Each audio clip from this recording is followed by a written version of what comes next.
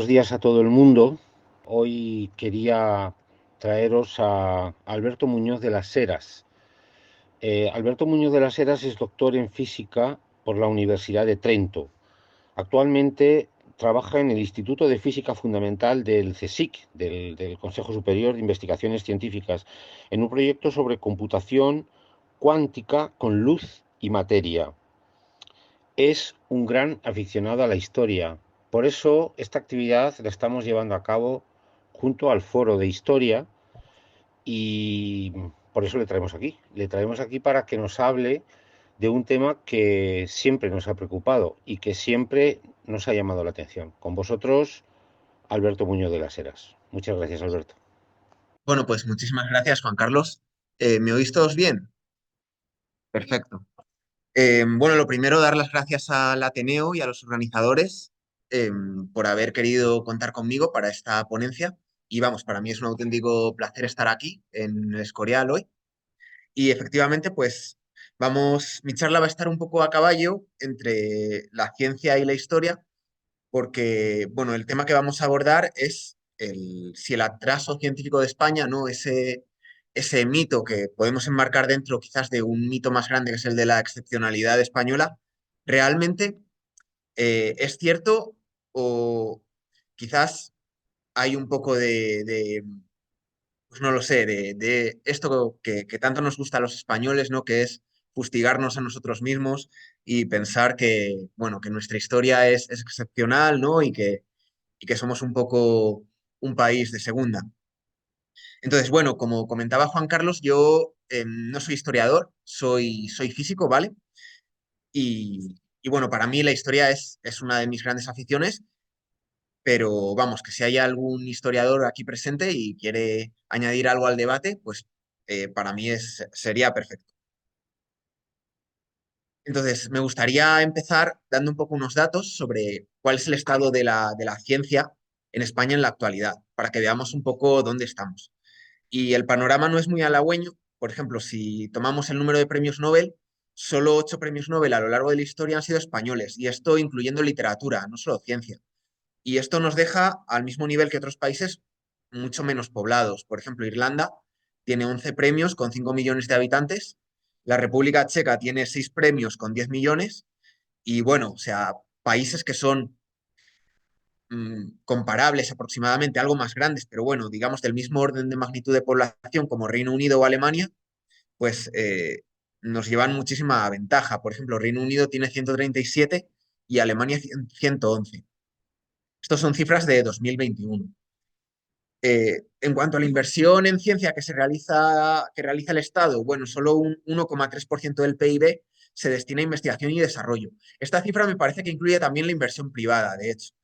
¿Y esto dónde nos deja? Pues al mismo nivel que, bueno, países del Mediterráneo, como Portugal o Grecia, pero también otros países como Brasil o los Emiratos Árabes Unidos, que no destacan mucho pues, por la innovación científica o industrial. Si comparamos con países que sí que tienen un sector de innovación más importante, como por ejemplo Israel o Alemania, pues el porcentaje del PIB que destinan a I+D es pues más del doble. Por ejemplo, Alemania tiene un 3,2%, Israel tiene un 5,1%. Luego también un dato muy revelador, que no es solo de ciencias, sino también pues de todo o sea, me refiero no solo de ciencias naturales, sino que incluye todas las ramas del conocimiento, es que ninguna universidad española, pero ojo, tampoco ninguna universidad del ámbito hispanoparlante, aparece entre las 150 mejores del mundo según estos rankings que elaboran diversas instituciones, como por ejemplo este es uno de ellos, de los más reconocidos, es el QS University Ranking del año pasado. Luego también, bueno, o sea, estamos mal, pero tampoco tan mal, porque de hecho es que hay muchos científicos españoles que son muy reconocidos en sus respectivos campos. Por ejemplo, en el mío, en computación cuántica, tenemos a Ignacio Cirac, que siempre suena en las quinielas para el Nobel. De hecho, este hombre está trabajando fuera, en Alemania, y es que se estima que entre 15.000 y 20.000 científicos españoles están actualmente trabajando fuera de España. Mientras que en España el número de personas que se dedican profesionalmente a la investigación es de unos 145.000. Entonces, esto significa que por lo menos el 12% de los investigadores españoles está trabajando fuera de su país. Es un número bastante importante. Entonces, la pregunta es, vale, no estamos todo lo bien que podríamos estar en ciencia, pero ¿ha sido siempre así? ¿Cómo hemos llegado a esta situación? Entonces, la tesis un poco con la que voy a abordar este problema, aunque entiendo que es un problema bastante complejo, porque, bueno, estas cosas de ciencias sociales, al final, uno está estudiando un sistema muy, muy complejo, mucho más complejo que un sistema de ciencias naturales. O sea, cuando uno piensa en un sistema físico, pues uno tiene un átomo y más o menos lo puede escribir con matemáticas, hay una serie de interacciones, ¿no? Pero siempre, digamos, puedes aislarlo y reducirlo a su mínima expresión. Pero cuando son sistemas tan complejos como un montón de seres humanos interactuando, pues claro, o sea, eh, hay muchos factores que entran ahí, entonces reducirlo todo a un único factor es muy difícil. Entonces, al final la tesis un poco con la que yo he abordado este problema, aunque luego entran en juego más factores, es que la capacidad, digamos, de una sociedad de generar un buen conocimiento científico está directamente correlacionada con su grado de desarrollo económico y sobre todo con su estabilidad política. No, al final es un poco lo que decía Aristóteles, lo de primero vivir, después filosofar. Si digamos que no tienes el sustento material como para poder permitirte pensar en otras cosas, aparte de en cómo vas a llegar al día siguiente, pues desde luego no vas a poder permitirte pensar en cómo funciona el mundo.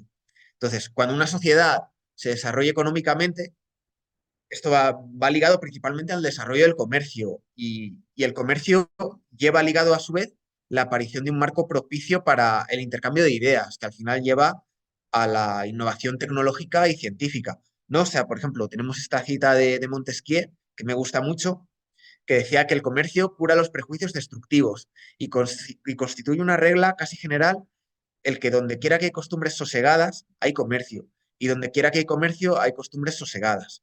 No debe sorprender que nuestras costumbres sean menos feroces que antaño. El comercio refina y modera las costumbres de los bárbaros. Bueno, esto por un lugar. Y luego también me gustaría comentar que he consultado algunos libros sobre historia de la ciencia en España y una cosa que me llama mucho la atención es que realmente hablan mucho de la historia particular, bueno, de la ciencia, pero también en general en otros ámbitos, la historia política, por ejemplo, de España, pero una cosa que creo que falta es comparar con otros países de nuestro entorno, porque me parece que no podemos decir si la ciencia en España está atrasada o no a lo largo de la historia si no sabemos en qué punto se encontraba la ciencia en el resto de países, sobre todo los países más próximos y más similares, como por ejemplo pues puede ser Italia o Francia. Entonces hay que comparar con países similares si queremos hacer una historia de la ciencia en España y creo que eso se ha dejado un poco de lado en la literatura existente. También hay otro punto que me gustaría comentar, porque en esta ponencia lo que vamos a abordar es un poco la historia de la ciencia en España desde la tardoantigüedad, la Edad Media hasta la Revolución Científica, y es que la definición que tenemos de ciencia ha ido cambiando a lo largo de la historia. Si nos vamos al diccionario de la RAE, pues la primera acepción que nos sale es que la ciencia es el conjunto de conocimientos obtenidos mediante la observación y el razonamiento, sistemáticamente estructurados y de los que se deducen principios y leyes generales con capacidad predictiva y comprobables experimentalmente. Pero esta primera es una definición que, como veis, pone mucho énfasis en la reproducibilidad, en la experimentación, el empirismo. O sea, es una definición, digamos, posterior a la revolución científica del siglo XVII. Durante la Edad Media o la tardoantigüedad, pues no se entendía la ciencia de esta manera, se entendía más bien como saber o erudición, que es la segunda acepción. Entonces, al final, en muchos ámbitos, pues la ciencia era indistinguible de otras ramas del conocimiento, como puede ser la filosofía. Estaba todo un poco mezclado. Entonces, si os parece, vamos a empezar viendo, digamos, un poco el estado en el que estaba la península ibérica en la tardoantigüedad, ¿vale? Después de la caída del Imperio Romano y vamos a empezar viendo, pues cómo se iba desarrollando el conocimiento científico. eh, en relación con lo que os he contado al principio, de que quizá podemos intentar ligar un poco el desarrollo científico de nuestro país a lo largo de la historia con su grado de estabilidad política y de desarrollo económico, si comparamos con otras regiones en esta misma época, pues vemos que, bueno, por ejemplo, en la tarde antigüedad, lo que sucede tras la caída del Imperio Romano es que a la península ibérica llegan una serie de pueblos bárbaros, pero al final los que se van a imponer sobre el resto son los godos, ¿no? Entonces, normalmente tendemos a imaginarnos estos bárbaros, pues, como unos guerreros analfabetos que venían aquí y destruían todo lo que había antes, pero la realidad es que estos godos llevaban, digamos, trabajando, luchando a las órdenes del Imperio Romano como federati, es decir, como un pueblo, digamos, federado o subordinado al Imperio Romano desde mucho antes, desde más de un siglo antes de la caída del Imperio Romano, ¿no? Y la verdad es que estaban bastante romanizados cuando llegaron a Hispania. De hecho, en esta época que se puede ver como la tardoantigüedad o la alta edad media, pues todos estos godos, al final, en esta época de la historia, la principal potencia mundial era el Imperio Romano de Oriente, era Constantinopla. Entonces ellos trataban de imitar un poco pues todo el poder y la pompa que tenía el emperador en Constantinopla. Entonces, lo que os quiero decir con esto es que no eran tan bárbaros como podemos pensar, sino que estaban bastante romanizados ya cuando llegaron a Hispania. Luego, aparte, había, como seguramente sabéis, muchas luchas internas por el poder, pero de hecho el reino godo de Toledo era pues una de las principales potencias de lo que había sido el Imperio Romano de Occidente. Entonces es lo más comparable a una Constantinopla en la parte occidental del imperio. Si comparamos, por ejemplo, con Italia, que es bueno, una región bastante similar, pues lo que vemos es que durante esta época está sometida a invasiones continuas. No solo los godos, sino luego también, posteriormente, el Imperio Romano de Oriente, los lombardos, los francos. Entonces, eh, eso era una región con bastante inestabilidad, muchísima más que la península ibérica.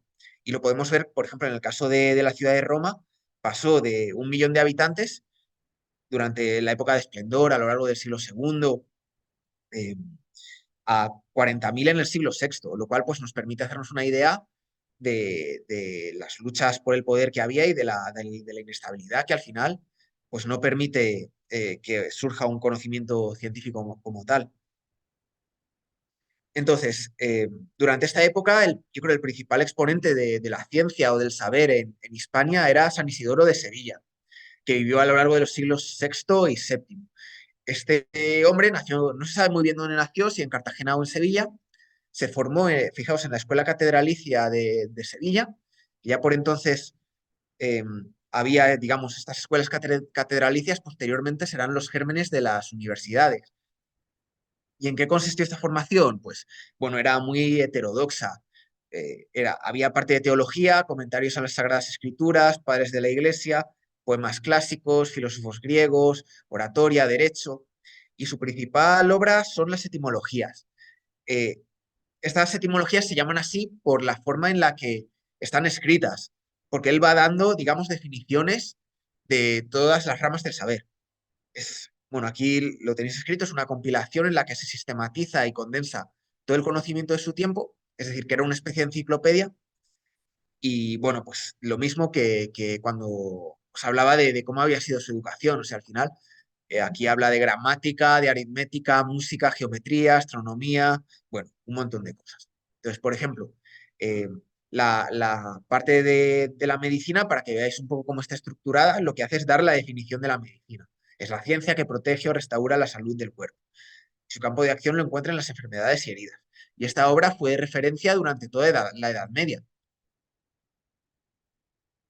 Después de el Reino Godo, ¿qué es lo que pasa? Bueno, como todos sabéis, surge una nueva religión en Oriente Medio, en la península arábiga, y posteriormente se expande. Entonces, esto lo que da lugar es un poco a que se trastoque todo el marco comercial y político que había en la esfera mediterránea, porque ahora van a ser los musulmanes los que controlen las rutas comerciales a través del Mediterráneo que llevan a la que era verdaderamente la parte más rica del mundo en aquella época, que es el Mediterráneo oriental, o sea, Siria, Egipto, y luego con Persia y ya hacia el extremo oriente. Entonces, hay historiadores que de hecho consideran la expansión del Islam como el verdadero fin de la Edad Antigua. Entonces, ahora cuando los musulmanes creen su imperio, van a ser ellos los que absorban todo ese saber clásico y persa y veremos que es en este mundo islámico el que se va a poner por delante en la carrera por seguir avanzando el conocimiento científico.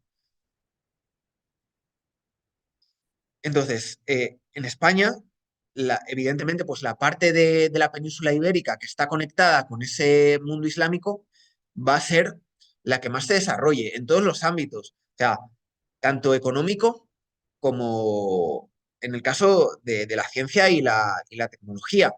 Tampoco es de extrañar, porque al final, como os digo, el Emirato de Córdoba y posteriormente el Califato y los reinos de Taifas es que están conectados directamente con todas estas rutas comerciales que recorren el Mediterráneo, llegan hasta el Mediterráneo occidental, llegan hasta posteriormente hasta Persia y más allá hasta el extremo oriente. También, pues desde el punto de vista agrícola, es la parte, digamos, más rica de España. O sea, antes de la Revolución Industrial, las regiones más ricas de España no eran las del norte, eran las del sur, principalmente porque es donde las vegas de los ríos son más fértiles y desde el punto de vista agrícola son las más productivas. Entonces, no es de extrañar que fuese el Emirato de Córdoba el que verdaderamente se pusiese a la cabeza de la innovación científica y tecnológica en esta época. Luego también hay otro factor determinante que es que a este mundo islámico es donde primero llega el papel. El papel viene de China, pasa a través de todos los estados islámicos, llega hasta el Mediterráneo y entra por Al-Ándalus y posteriormente por los reinos cristianos del norte de la península ibérica, llega hasta Europa. Pero en la primera parte de España donde llega el papel es a Al-Ándalus. Y claro, pues contar con este medio de escritura en, en el mundo cristiano se usaban los pergaminos, ¿no? Un pergamino se hace con piel de cordero, entonces es muy caro, o sea, pero porque es muy difícil hacer pergamino, o sea, tienes que matar un cordero por cada pergamino que quieras hacer. El papel se hace con juncos, entonces es mucho más barato y permite que los libros lleguen a muchísima más gente, entonces facilita muchísimo que se expanda el conocimiento. He querido poner aquí algunos exponentes de de la ciencia en esta época de la historia. En Al-Ándalus, por ejemplo, tenemos a Ibn Firnas, que fue un filósofo, químico, astrónomo y precursor de la aeronáutica. ¿Por qué digo esto? Pues porque este hombre realizó, digamos, los primeros prototipos de paracaídas y de ala delta. De hecho, se subía a la torre al minarete de la mezquita de Córdoba y se tiraba de allí. O sea, para probar los paracaídas y los ala delta. Al final se rompía varios huesos, pero bueno, él seguía probando. Me parece bastante interesante. Luego en astronomía también tenemos a Zarkiel, que bueno, era toledano y realizó un montón de innovaciones en el astrolabio, tablas astronómicas. El astrolabio es un instrumento que se utiliza para determinar la posición de las estrellas en el cielo, entre otras cosas. Y bueno, pues todas estas tablas de Zarkiel van a ser posteriormente utilizadas por los cristianos cuando conquisten Toledo, ya posteriormente en la época de Alfonso VI. En cuanto a medicina, pues tenemos a Abulcasis, que fue un pionero de la cirugía, inventó instrumentos para intervenciones como cesáreas y cataratas. También escribió una enciclopedia médica que fue de referencia en Europa durante toda la Edad Media. Con Europa me refiero en la Europa cristiana. ¿Y dónde estaban los reinos cristianos en esta época? Bueno, estaban en una situación mucho más difícil que Al-Ándalus. Pero realmente ellos fueron un poco el cordón umbilical entre la cristiandad latina, entre el resto de estados de la Europa occidental y este mundo islámico que estaba más desarrollado en esta época. De hecho, por ejemplo, como os comentaba antes, el papel llega a Europa a través de España, sustituyendo el pergamino y abaratando el coste de producción de los manuscritos. Y de hecho, la primera fábrica de papel que hubo en Europa estaba en Játiva. Se estableció en 1056. Játiva es un pueblo de Valencia, para el que no lo sepa. Eh,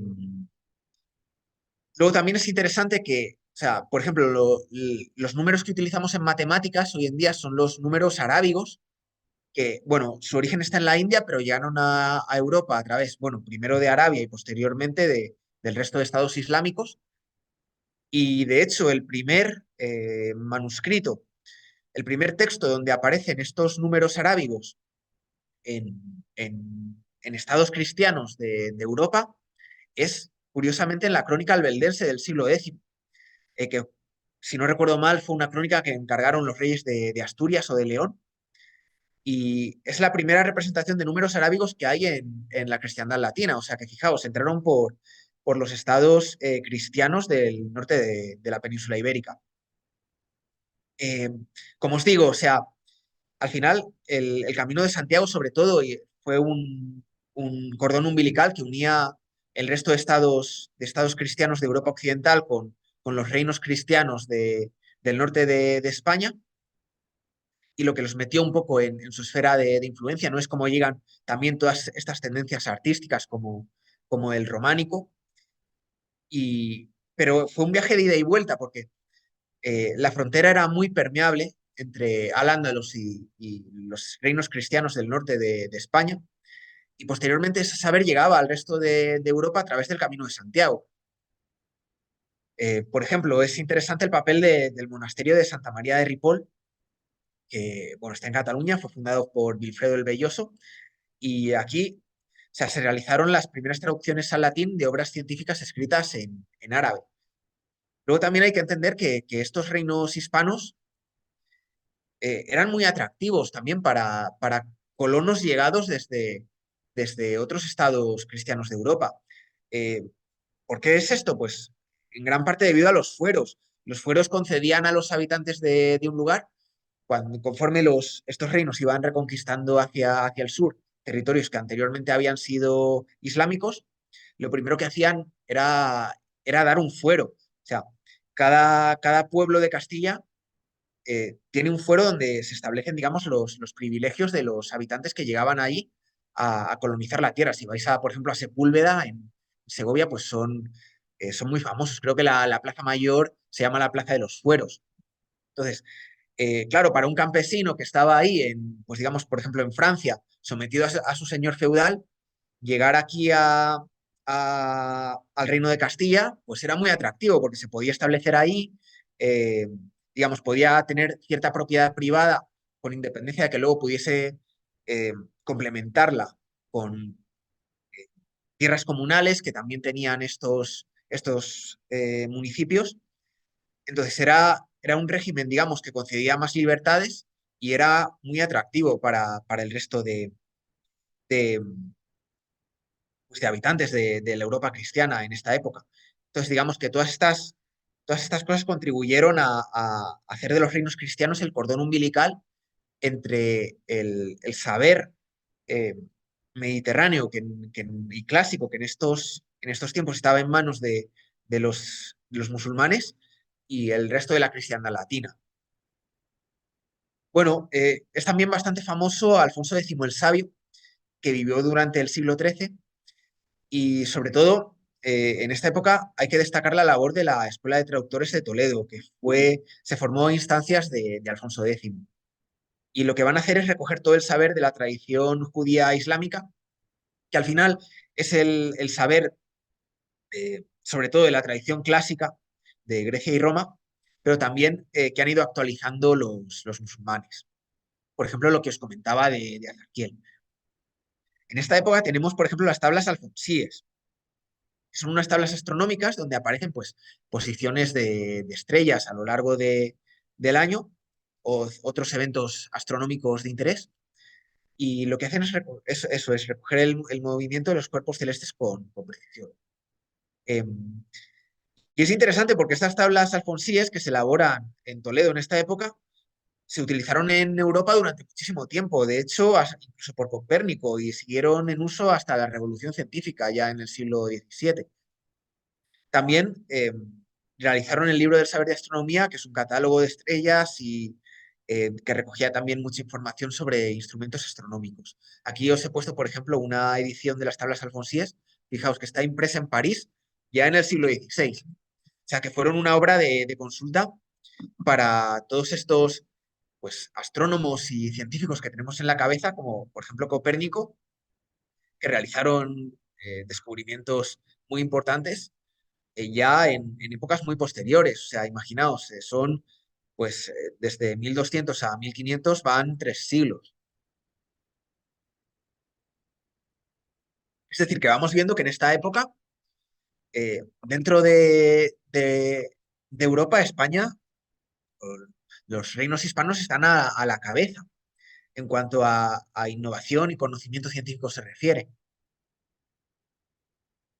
Durante esta época también, en la plena Edad Media, se empiezan a formar las primeras universidades. Al final, estas universidades tienen su germen en las escuelas catedralicias y de los cabildos que posteriormente eran refrendadas como studium generale o estudio general y finalmente obtenían el grado de universitas. Eh, ¿Por qué se llamaban universitas? Bueno, porque abarcaban tanto a profesores como a estudiantes, es decir, al final eran comunidades tanto de profesores como estudiantes que estaban un poco autorreguladas porque también tenían fueros propios dedicadas a la enseñanza y a la investigación. Eh, es interesante, por ejemplo, si vais a Valladolid, es muy gracioso porque los edificios que son de las universidades tienen una especie de ¿cómo llamarlo?, de mojones fuera, de una especie de pilares que delimitan un poco el terreno que era de la universidad. Entonces, dentro de ese terreno no aplicaban los fueros de la ciudad de Valladolid, aplicaban los fueros de la universidad. Entonces, tú podías pedir que te juzgasen según los fueros de la universidad que podían ser más ventajosos para ti que los fueros de la ciudad donde habías nacido, donde residías. Entonces, ¿por qué surgen estas universidades? Bueno, la Edad Media al final es una época muy, muy grande. La tendemos a ver un poco como una especie de edad oscura, pero la verdad es que duró pues 1000 años prácticamente. Entonces, hubo periodos efectivamente de más atraso, pero también periodos de expansión económica. Y de hecho, la plena Edad Media, cuando, bueno, siglo XI, ¿no? Cuando se empieza a desarrollar el románico y posteriormente el gótico ya en el siglo XIII, fue una época de expansión económica y demográfica en Europa. Entonces, esto hizo que las instituciones estatales, digamos, necesitasen pues, más funcionarios y profesionales cualificados, tanto la Iglesia como las estructuras políticas y estatales. Pues al final, eh, yo necesito, si eres un rey, necesitas una persona que se encargue, por ejemplo, de la recaudación de impuestos. O sea, alguien que sepa eh, cuándo van a ser las cosechas, ¿no? Y para eso se necesita pues, un saber astronómico también bastante importante. Se necesita aritmética, ¿no? Para controlar qué tipo de impuestos estoy recaudando, cuál es la parte que me corresponde a mí, ¿no? O sea, es decir, al final hay un interés político y económico en aprovecharse de estas instituciones y eso es lo que lleva también a su desarrollo. Respecto a la parte del atraso de España respecto al resto de países de Europa, bueno, pues si vemos, no sé si lo veis bien, pero aquí he puesto un mapa donde aparecen el año de fundación de las primeras universidades en cada país. La primera universidad europea, en el sentido en el que la entendemos hoy en día, es la de Bolonia, que fue fundada, o sea, Bolonia es una ciudad de Italia y se fundó en el año 1088, es decir, en el siglo XI. Luego hay otras, por ejemplo, tenemos la de París, la Sorbona es bastante antigua también, es del siglo XII, de 1150. Oxford es bastante parecida, 1167. Eh, y en España la primera universidad como tal que aparece es la de Salamanca, que es de 1218. Antes hubo el Estudio General de Palencia, que me parece que es incluso del siglo XI, es decir, que no estaría muy lejano respecto a Oxford y París, pero posteriormente fue clausurado. Hay historiadores que defienden la teoría de que lo que hicieron fue moverlo a Valladolid, con lo cual sería la de Valladolid la primera universidad en el sentido moderno de España. Pero creo que esto no es un poco un tema polémico y no está del todo contrastado. En cualquier caso, aunque tomemos la de Salamanca como la primera universidad española, lo que vemos es que tampoco apareció mucho después que el resto de universidades eh, europeas. De hecho, por ejemplo, si comparamos con Alemania, la primera universidad de Alemania es la de Heidelberg, que es del siglo XIV, es de 1386, es decir, más de un siglo posterior a que apareciese la de Salamanca. También hay que tener en cuenta que en esta época las cosas iban a un ritmo mucho más lento. Es decir, para, para formar una universidad, sobre todo si dependía de la iglesia, pues por ejemplo tenías que esperar a recibir una bula del Papa. Entonces esto también dependía un poco de los avatares políticos de la época, si el rey del reino en el que tú ibas a fundar esa universidad se llevaba bien con el Papa en aquella época y podía retrasarlo todo mucho. Hoy en día pues vivimos en la era de la inmediatez y estamos acostumbrados a que con un clic ya lo tenemos todo al alcance de la mano, pero en la Edad Media las cosas iban mucho más lentas. Era una época en la que también los ritmos estaban muy ligados a la agricultura, que era pues, la fuente de sustento de la gran mayoría de personas, y en la agricultura pues todo va mucho más lento, más determinado por las estaciones, ¿no? Por un ritmo mucho más natural. Entonces, realmente que la Universidad de Salamanca se fundase un siglo más tarde, o ni siquiera eso, si comparamos con Oxford o con París, yo creo que no es significativo. Yo no veo aquí un atraso. ¿Cómo era un poco el saber que enseñaban en universidades? Bueno, lo que se hacía era enseñar las artes liberales, el trivium y el quadrivium. El trivium eran un poco más asignaturas de letras que consideraríamos hoy en día gramática, retórica y lógica, y el quadrivium eran asignaturas más pues, de ciencias, entre comillas, aritmética, geometría, música, astronomía. Vale. Aquí llegamos a un evento canónico que es la caída de Constantinopla, que va a ser, bueno, en España siempre asociamos el fin de la Edad Media al descubrimiento de América, pero en general en el resto de países, si preguntáis, el fin de la Edad Media lo asocian más a la caída del Imperio Romano de Oriente.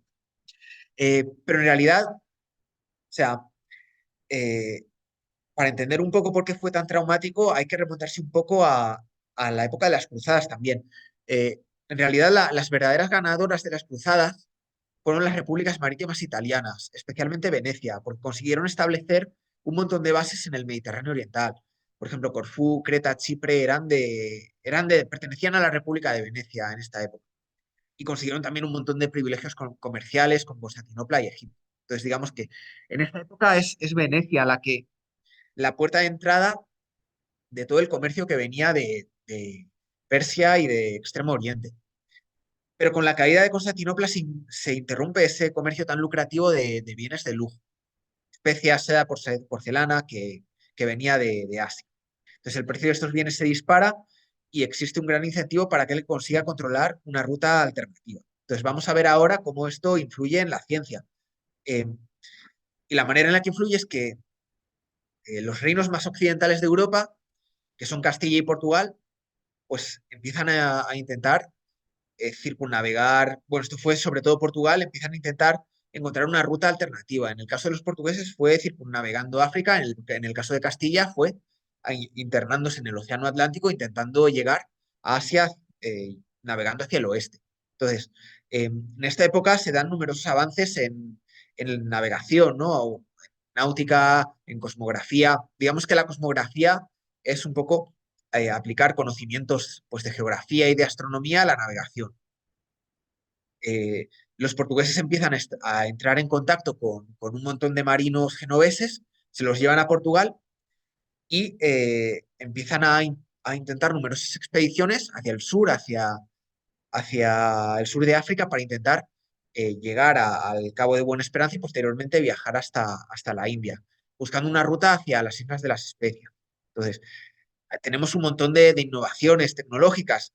En cuanto a tipo de barcos, pues la carabela portuguesa, en cartografía, pues, por ejemplo, tenemos el mapa mundi de Juan de la Cosa, que es el primero que incluye América, esto es ya en el siglo XVI, y un montón de instrumentos de navegación, la aguja de marear, que indica la dirección de una nave y sirve para comprobar el rumbo, el astrolabio, que como os comentaba antes, sirve para calcular la latitud, la longitud, la posición de los cuerpos celestes, la hora, el cuadrante para medir ángulos, la ballestilla, que te daba la altura del Sol y otros astros sobre el horizonte. Claro, o sea, sin este tipo de instrumentos es imposible orientarse en el mar.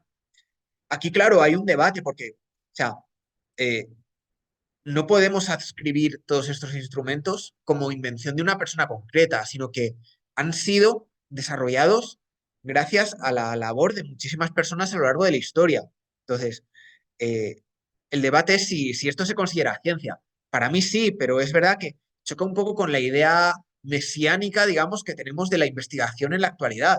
Es decir, eh, la idea de todos, que todos tenemos de cómo avanza la ciencia es que te llega un Isaac Newton o un Albert Einstein y de repente se le ocurre la teoría de la relatividad y la ciencia pues da un paso de gigante. Pero todo este tipo de innovaciones tecnológicas se han desarrollado gracias a los granitos de arena que han ido poniendo a lo largo de la historia muchísimas personas, personas que hoy en día son anónimas, pero que sin su labor no hubiésemos podido pues ni circunnavegar África en el caso de los portugueses, ni llegar a América en el caso de Castilla. Pero es que son imprescindibles. O sea, esto es eh, innovación científica y tecnológica en estado puro. También otro evento canónico, ya en el siglo XV, es la invención de la imprenta. Esto sucede en Maguncia, en Alemania, por Johannes Gutenberg, que inventa la imprenta de tipos móviles. Los tipos móviles son estos que tenéis en esta foto. Esto es, digamos, otra innovación que abarató muchísimo el coste de los libros, muchísimo. Y esto lo que permitió, pues, es que muchísimas más personas pudieran acceder a ellos. Fue un poco como lo que os comentaba antes del papel. Al final a lo que llevó esto es que era mucho más barato acceder al conocimiento y a las ideas. Entonces, al final, cuando tienes una forma de poder escribir eh, los resultados de tus investigaciones, pues ya no tienes que poder empezar de cero. Entonces, es fundamental para que todo el saber científico se difunda, tener una manera fácil, sencilla y rápida de poder plasmar tus ideas y de difundirlas. Y así llegamos a la revolución científica, que sucede a lo largo de los siglos XVI y XVII y que va a trastocar un poco con el paradigma, digamos, del conocimiento clásico que había hasta esta época en Europa. Al final, yo creo que esta revolución científica también fue un poco eh, el pistoletazo de salida. El catalizador es un poco el descubrimiento de América, porque da el traste con la escolástica medieval, que estaba basada en combinar la tradición judeocristiana con los clásicos grecorromanos. Era todo lo que se enseñaba en las universidades medievales en esta época. Al final, por ejemplo, tenemos una figura como la de Nicolás Copérnico, o sea, que fue un matemático, astrónomo y, ojo, también sacerdote católico, que su principal, por lo que es reconocido, es por haber formulado la teoría heliocéntrica del sistema solar. Entonces, el modelo que había anteriormente era el modelo de Ptolomeo, eh, que lo que consideraba es que aparte de las órbitas circulares de los planetas alrededor bueno, perdón, de todos los astros alrededor de la Tierra, lo que había también es que cada planeta describía otra órbita, que la tenéis aquí, no sé si veis el cursor. Perdón. Ya, aparte de moverse alrededor de la Tierra, los cuerpos celestes también, digamos que describían otra órbita circular también alrededor de un punto fijo en su propia órbita. Entonces, iban haciendo una especie de espirales. Porque claro, la gente se había dado cuenta de que si únicamente describías el movimiento como órbitas circulares, no eras capaz de predecir eh, todos los fenómenos astronómicos con suficiente precisión. Había cosas que fallaban. Entonces, para poder explicarlas bien, tuvieron que introducir estas órbitas tan complejas basadas en espirales, en estos epiciclos. Entonces, esto es muy complejo y aparte es que seguían sin poder describir todos los fenómenos astronómicos con la suficiente precisión.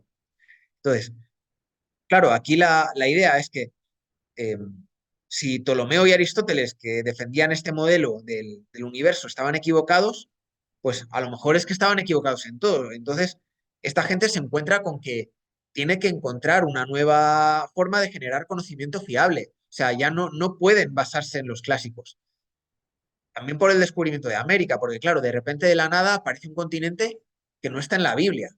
Entonces, eso también para ellos fue un shock. Es como si para nosotros, pues, descubriésemos que hay otro planeta donde hay extraterrestres viviendo. Entonces, tienen que encontrar una nueva forma de generar conocimiento. ¿Cuál es esa nueva forma? Pues va a ser el empirismo. Uno de los principales representantes o pioneros en este ámbito fue Francis Bacon, que fue un precursor del método científico pues, que conocemos actualmente, basado en la innovación sistemática, en la observación sistemática, en la experimentación reproducible y la formulación de hipótesis que pueden ser modificables según las observaciones. Y esto da ya el pistoletazo de salida para la revolución científica. En España, por ejemplo, tenemos a una figura muy importante, que es Miguel Servet. Todos lo conocemos porque fue la primera persona en formular, en describir la circulación pulmonar, pero también tenía muchísimos más intereses. Esta gente se dedicaba a un montón de áreas: astronomía, meteorología, geografía, jurisprudencia, teología, por supuesto. Para ellos, en esta época era imposible disociar la ciencia de la teología. Es curioso, pero en la circulación pulmonar, tal y como la describió Miguel Servet, está descrita en una obra que se llama La restitución del cristianismo. O sea, eh, la revolución científica es una revolución de fanáticos religiosos, por mucho que hoy queramos verlo de una forma distinta. También hay que hablar de un gigante en esta época que fue Galileo, que realizó un montón de innovaciones. Por ejemplo, perfeccionó el telescopio y gracias a ello fue capaz de descubrir las montañas de la Luna, los mayores satélites de Júpiter, los anillos de Saturno. En física también enunció la primera ley del movimiento, que es la que nos dice que un cuerpo sobre el cual no actúa ninguna fuerza se mantiene o bien parado o bien en movimiento rectilíneo uniforme. También determinó que el tiempo de descenso de dos cuerpos de distinta masa es el mismo, que es, bueno, aquí os he puesto la foto. Se piensa, ¿no?, que realizó estos experimentos desde lo alto de la Torre de Pisa, donde tiraba masas con distintas, o sea, donde tiraba cuerpos con distintas masas y veía que llegaban al mismo tiempo. Esto es un poco apócrifo, o sea, no hay ninguna prueba de que realizase estos experimentos tirando masas desde la Torre de Pisa. Es más probable que lo hiciese con planos inclinados. Y de hecho, en este sentido hay que mencionar a una figura también española muy importante, que es Domingo de Soto, que de hecho fue una de las fuentes de Galileo y fue el primero que, realizando experimentos con planos inclinados, determinó que la caída libre de un cuerpo se da con igual aceleración independientemente de su masa. ¿Por qué hoy en día consideramos a Galileo y no a Domingo de Soto como eh, la principal figura detrás de esta primera ley del movimiento? Bueno, pues yo creo que fue simplemente porque Galileo tuvo mejores conexiones políticas. Quizá fue capaz de vender mejor sus descubrimientos. Él estuvo trabajando, si no me falla la memoria, para el Dogo de Venecia y posteriormente para el Duque de Toscana. Quizás pues simplemente fue capaz de vender mejor sus descubrimientos para navegación o para aquellas cosas que les interesaban a los líderes políticos de su época. Quizá Domingo de Soto pues no fue capaz de venderse tan bien.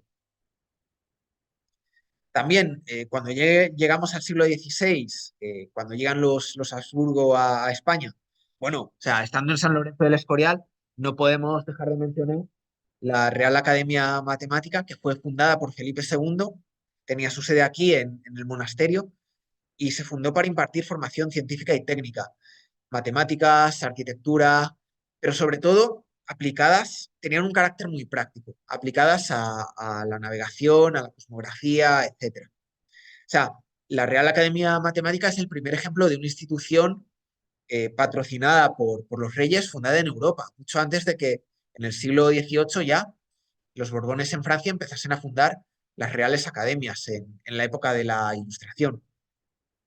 Luego, sobre todo, hay la ciencia en esta época de los Habsburgo se centra mucho en aquellas aplicaciones que pudiesen ser útiles en América. Por ejemplo, eh, la química avanza muchísimo en el campo de la metalurgia. Por ejemplo, este Bartolomé de Medina, pues, eh, formuló nuevos procedimientos para la extracción y el refinamiento de plata, de toda esa plata que se estaba extrayendo en América en esta época en las minas de Zacatecas y de Potosí. Luego me parece también interesante mencionar a Andrés Vesalio, que no es español, pero sí que nació en los Países Bajos de los Habsburgo y que es autor de uno de los libros más importantes de anatomía humana de la historia, De Humani Corporis Fabrica. Eh, Fue pionero en disecciones de cadáveres y de hecho en su libro pues hay muchas ilustraciones de cómo es el cuerpo humano por dentro. Eh, Me parece interesante porque muchas veces en esta época tenemos la impresión de que España era una nación atrasada, ¿no?, donde teníamos la Inquisición que perseguía a la gente que se atrevía a soñar, ¿no? He oído muchas veces, pero, o sea, en este caso, por ejemplo, tenemos a una persona que está realizando disecciones de cadáveres y que no solo no es perseguido por la Inquisición o choca con la Iglesia Católica, sino es que de hecho este Andrés Vesalio fue premiado por los Habsburgo y de hecho fue médico particular de Carlos V y de Felipe II. Entonces, choca un poco con esta idea de España como nación atrasada en esta época.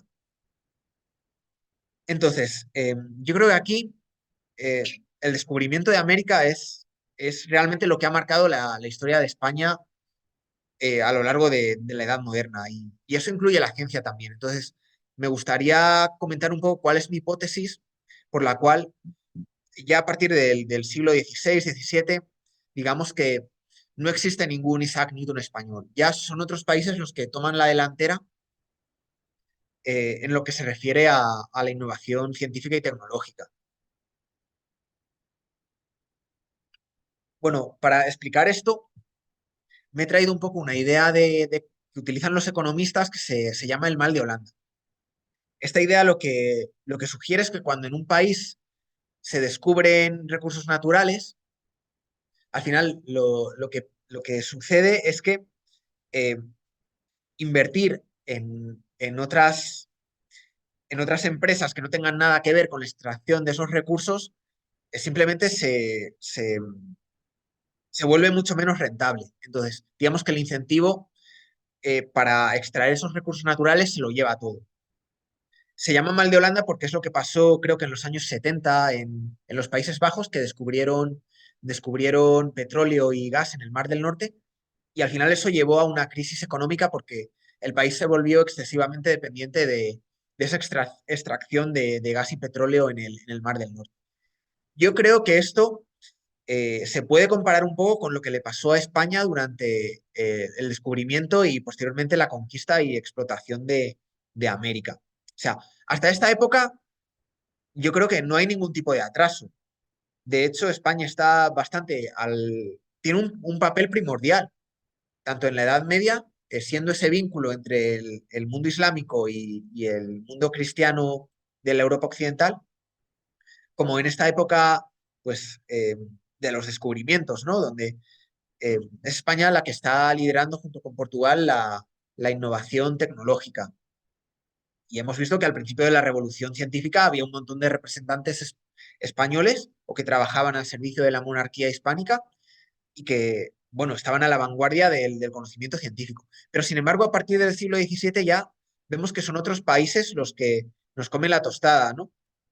Y mi hipótesis, o sea, que ahora me podéis decir qué pensáis vosotros, es que al final, cuando se descubre América, el Imperio Español es uno de los únicos casos en el mundo en el que la metrópoli era más pobre que las colonias. Entonces, digamos que todo lo que ofrece este mundo nuevo lo absorbió todo el saber científico. Es decir, al final, durante la época de los Habsburgo, la química, la ingeniería, las matemáticas, la astronomía siguieron siendo importantes y los científicos españoles siguieron dedicándose a estas cosas, pero todo estaba aplicado pues o bien a la navegación o bien a la extracción de minerales, es decir, todo lo que tuviese que ver con el mantenimiento del imperio. Entonces, digamos que los científicos españoles a partir del siglo XVII dejan de prestar atención a las ramas más teóricas y puras de la ciencia, pero simplemente porque el incentivo para dedicarse a ello no era tan grande como, por ejemplo, pues estar trabajando en nuevos procedimientos para refinar metales preciosos en América. Y yo pienso que esto no tiene nada que ver con un presunto papel de la Iglesia o de la Inquisición. Eh, Aquí eran fanáticos religiosos todos, o sea, tanto los protestantes como los católicos. Eh, en los países protestantes también se perseguía a los católicos y no solo a ellos, sino también a otras ramas del protestantismo. Es decir, los puritanos ingleses, por ejemplo, tuvieron que huir de Inglaterra y se establecieron en el actual Estados Unidos pues porque los anglicanos los estaban persiguiendo. Entonces, quiero decir, no creo que la religión sea un factor diferencial en esta época. Había persecuciones religiosas y libros prohibidos en toda Europa, no solo en España. De todas formas, sí que hay que mencionar que el caso de Reino Unido es bastante extraordinario porque en esta época es cuando empieza un poco a fraguarse eh, el Imperio Británico pero también su superioridad científica, digamos. O sea, es cuando aparecen pues, figuras muy importantes como puede ser el propio Isaac Newton, que básicamente es el padre de la física moderna y que realiza pues, no solo innovaciones en el telescopio, sino también en cuanto a óptica. eh, descubre, digamos, se formula por primera vez la ley de la gravitación universal, las leyes del movimiento, inventa nuevas matemáticas, el cálculo integral y diferencial. Entonces, al final es Reino Unido el que se pone a la cabeza de la innovación científica en el siglo XVII y al final continuamos un poco así hasta hoy, ¿no? Con los países anglosajones que son los que lideran ahora mismo la innovación científica y tecnológica. ¿Por qué podemos haber llegado a esto? Bueno, el caso es que en Inglaterra y Escocia hay una motivación filosófica muy importante para poner el empirismo en la base del conocimiento científico. Es que con la Revolución Gloriosa, digamos que se destrona a Jacobo II y se proclama a Guillermo de Orange rey constitucional. Pero el punto es que el rey deja de ser el soberano del país, digamos, la soberanía reside en el Parlamento. Entonces, esto choca un poco con el resto de Europa. En el resto de Europa, en esta época, lo que se está desarrollando es la teoría del derecho divino de los reyes, que va a llegar al absolutismo en el siglo XVIII. Entonces, claro, eh, la pregunta que se tienen que hacer los británicos en esta época es sobre qué pueden construir su sistema de valores si la autoridad no emana de Dios. Digamos que en el resto de Europa la autoridad venía de Dios, posteriormente pasaba a los reyes y ya desde entonces permeaba a la sociedad, ¿no?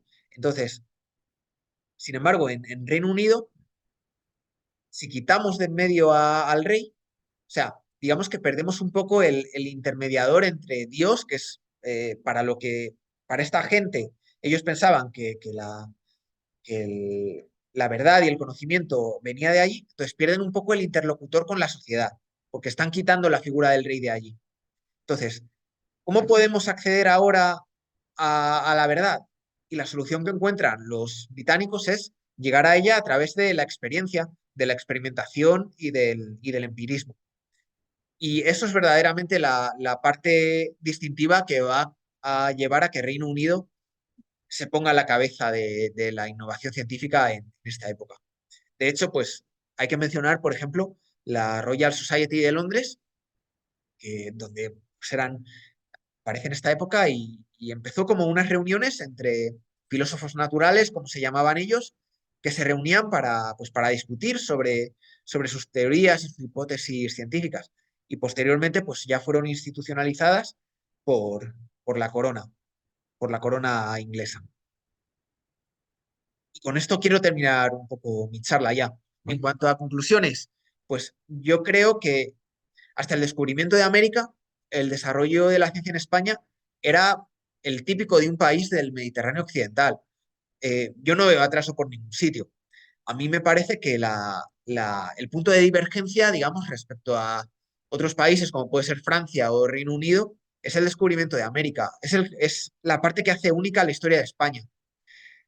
Tanto la historia política y económica como la científica, que no podía ser de otra forma porque es que la ciencia está bastante ligada al resto de- de aspectos. Y el caso de éxito, por supuesto, es Gran Bretaña, donde, bueno, pues los avatares políticos llevan a un auge del empirismo que al final es sobre lo que se fundamenta la ciencia moderna. Con esto concluyo. Muchísimas gracias por vuestra atención y si tenéis preguntas, pues encantado de participar en el debate. Muchas gracias.